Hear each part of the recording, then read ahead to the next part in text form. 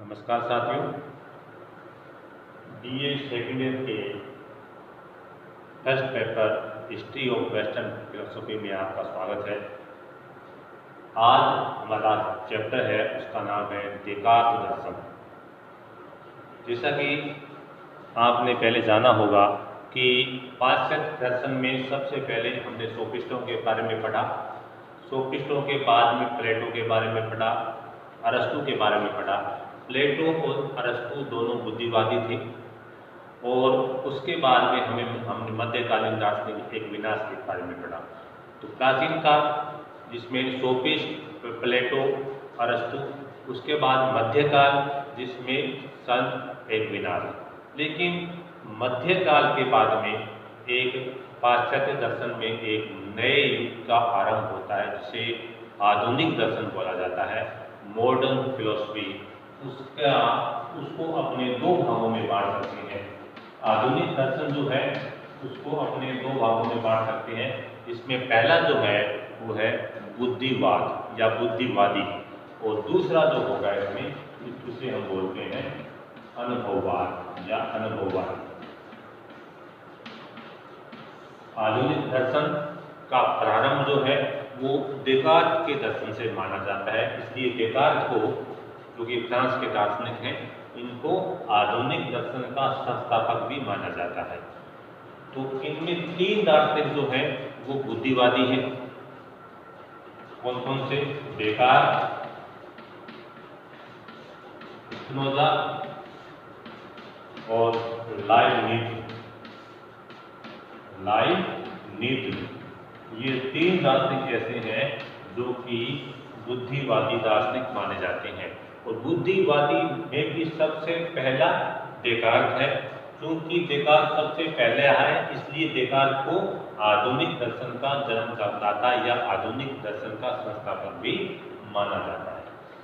उसके बाद में आते हैं अनुभववादी, जो ये मानते हैं कि हमारा सारा ज्ञान जो है वो अनुभव से प्राप्त होता है। इसका संस्थापक कौन है? John Locke. इसमें भी तीन दार्शनिक हैं, जॉन लॉक, जॉर्ज बर्कले और डेविड ह्यूम।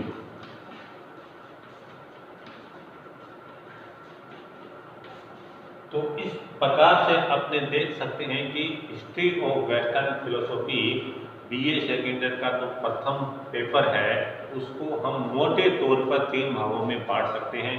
पहला भाग जो है वो है प्राचीन दर्शन, जिसमें सोफिस्ट, सुकरात, प्लेटो आदि दार्शनिक आते हैं।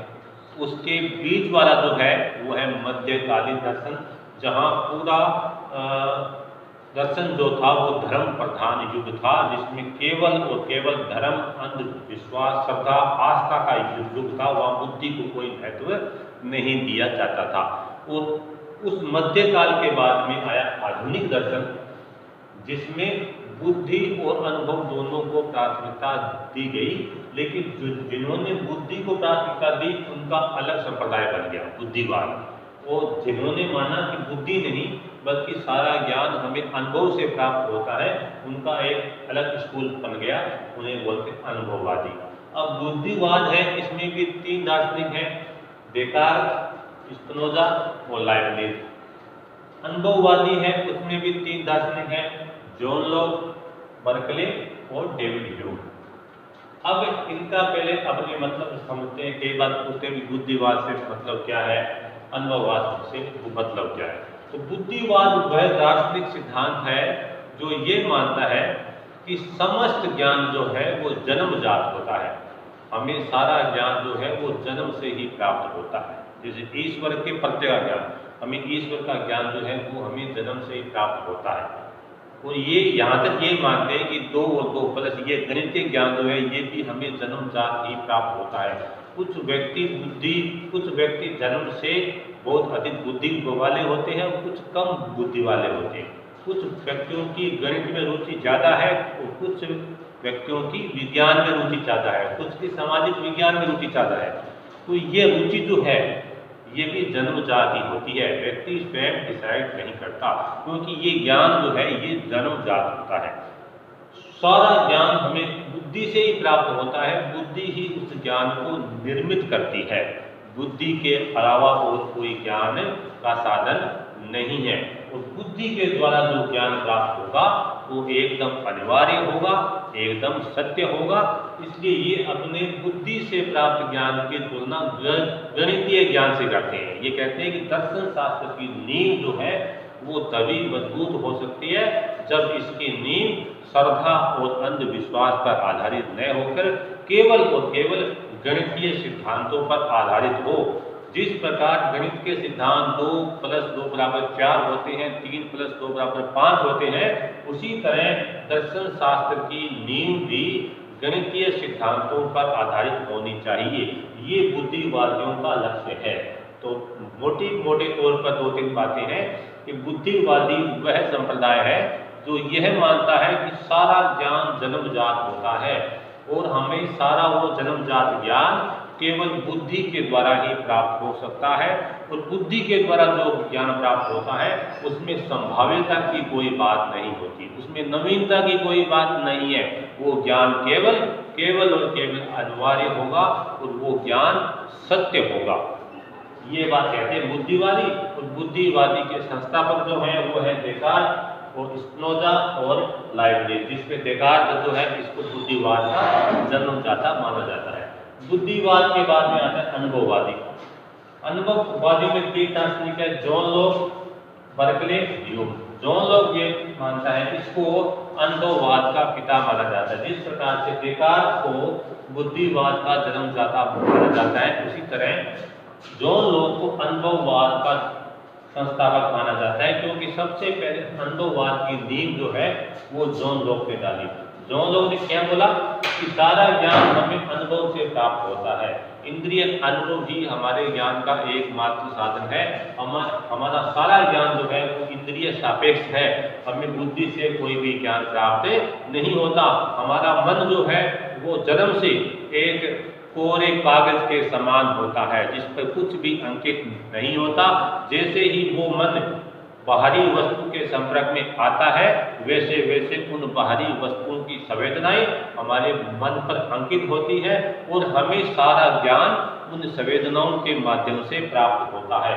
और इस प्रकार जो हमें ज्ञान प्राप्त हुआ है, इस प्रकार जो हमें इंद्रियों के द्वारा जो ज्ञान प्राप्त हुआ है, वो ज्ञान क्योंकि अनुभव सापेक्ष है, इंद्रिय सापेक्ष है, इसलिए इस प्रकार का ज्ञान अनिवार्य और यथार्थ नहीं होता। इस तरह का ज्ञान जो है वो केवल नवीन ज्ञान होगा। इस ज्ञान में क्या बोला हमने कि बुद्धि से जो ज्ञान प्राप्त होगा वो अनिवार्य होगा, 2 + 2 = 4। ये कहते हैं नहीं, वो ज्ञान अनिवार्य नहीं होगा, क्योंकि इंद्रिय व्यक्ति, मेरी इंद्रिय जो है वो आपकी इंद्रियों से भिन्न है। इसलिए आपका ज्ञान और मेरा ज्ञान ये भिन्न भिन्न हो सकता है। कोई अनिवार्यता नहीं है कि जैसा ज्ञान मेरे को हो वैसा ज्ञान आपको हो, ये कोई जरूरी नहीं है, क्योंकि ज्ञान जो है वो इंद्रिय सापेक्ष है, ज्ञान जो है वो व्यक्ति सापेक्ष है। इसलिए इस तरह का ज्ञान जो है वो नवीनता लिए हुए तो हो सकता है, लेकिन वो ज्ञान अनिवार्य नहीं हो सकता। ये बात कहते हैं अनुभववादी। अनुभव क्या होता है और किन साधनों से हम ज्ञान प्राप्त कर सकते हैं, वो अनुभव की कौन कौन से रास्ते हैं, इसके बारे में अलग अलग व्याख्या जॉन लॉक ने की है, बर्कले ने की है और डेविड ह्यूम ने की है। इन्होंने अपने सिद्धांत में केवल यही बात बोली है कि हम अनुभव से किन किन चीजों का ज्ञान प्राप्त कर सकते हैं। जैसे जॉन लॉक ने बोला, इसने बोला कि अनुभव के द्वारा हम बाह्य वस्तु का ज्ञान प्राप्त कर सकते हैं, आत्मा का ज्ञान भी हम अनुभव के द्वारा प्राप्त कर सकते हैं और ईश्वर का ज्ञान भी हम इंद्रिय अनुभव से प्राप्त कर सकते हैं। इसने कहा नहीं, भौतिक वस्तु का ज्ञान हमें इंद्रियों के द्वारा नहीं हो सकता, हमें केवल आत्मा और ईश्वर दोनों का ही ज्ञान हमें अनुभव के द्वारा हो सकता है। उसके बाद में आया डेविड ह्यूम।